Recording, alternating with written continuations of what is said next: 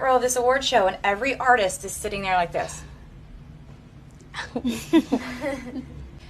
I just decided I would have fun with it. So I'm always like up and dancing. There would be all over the internet, it was like, Taylor Swift looks awkward when she dances. Like, she's so bad at dancing. And so the way I handle that now, like that criticism, I wrote a song called Shake It Off. Like, yeah, I do dance awkwardly, and I'm having more fun than you. I just heard Joe singing the entire fully formed chorus of Betty from another room. Yeah. And I just was like, hello.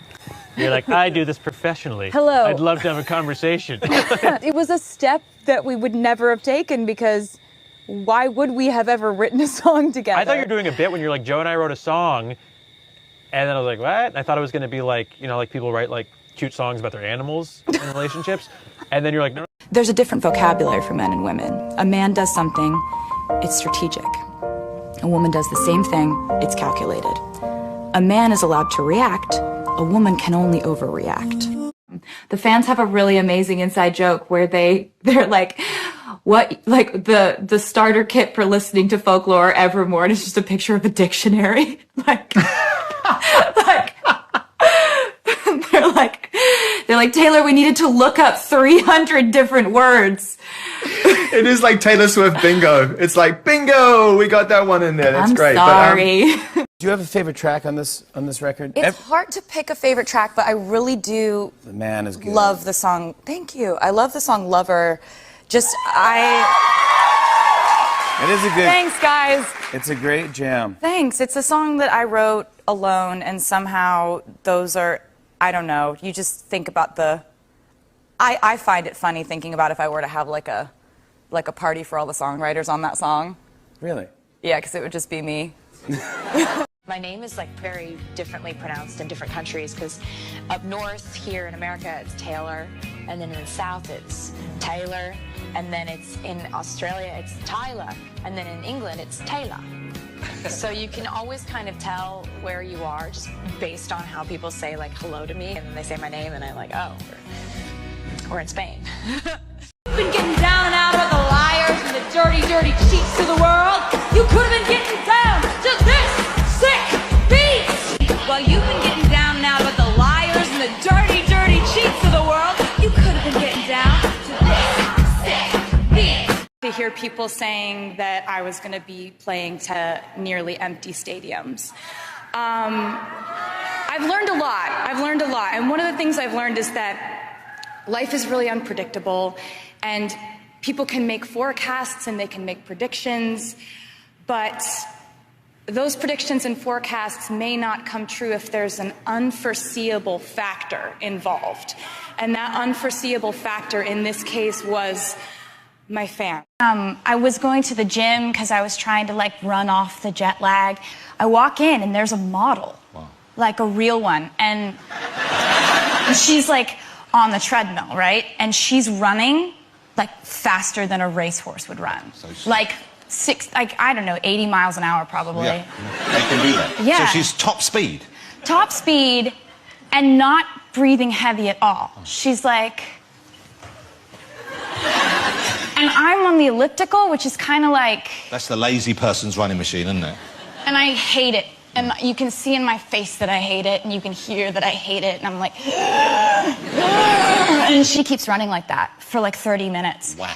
And then she has this like Italian boyfriend come in, and he's like incredibly good looking, and they're both good looking, and he, I swear, leans over the bar of the treadmill, and they start making out while she's running this fast. Wow. That's the most annoying woman on the planet, isn't it?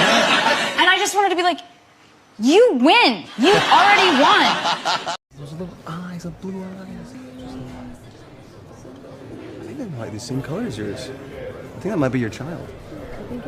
I must have forgotten giving birth to her. I got nominated for Album of the Year with Red.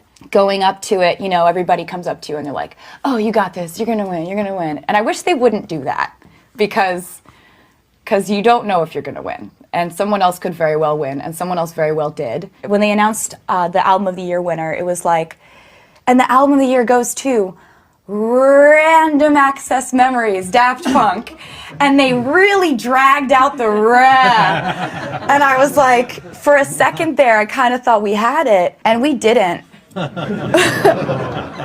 I remember not going to after parties. I went home, and I cried a little bit, and I got In-N-Out Burger and ate a lot. And I just was thinking a lot before bed about what I had made so far for the next album that was to become 1989, but I didn't know that then. We don't make music so we can like win a lot of awards, but you have to take your cues from somewhere if you're going to continue to evolve. You have a few options when you don't win an award. You can decide like, oh, they're wrong. They all voted wrong. Second, you can be like, I'm going to go up on the stage and take the mic from whoever did win it.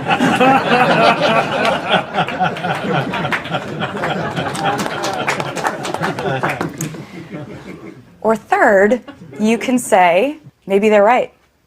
Maybe I did not make the record of my career. Maybe I need to fix the problem, which was that I have not been making sonically cohesive albums. I need to really think about whether I'm listening to a scared record label and what that's doing to the art I'm making. You just focus on the work and you don't let those people sidetrack you. Someday when you get where you're going, you'll look around and you will know that it was you and the people who love you who put you there.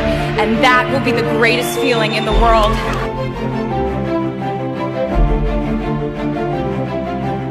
We really are. We're actually friends, you know? Like, Ariana and I really do text each other. It's not like something where we pose for cameras and we don't actually like each other, which is really cool. I don't think music has quite been this way. The landscape of it is so loving, and I think it's beautiful for girls to stick together.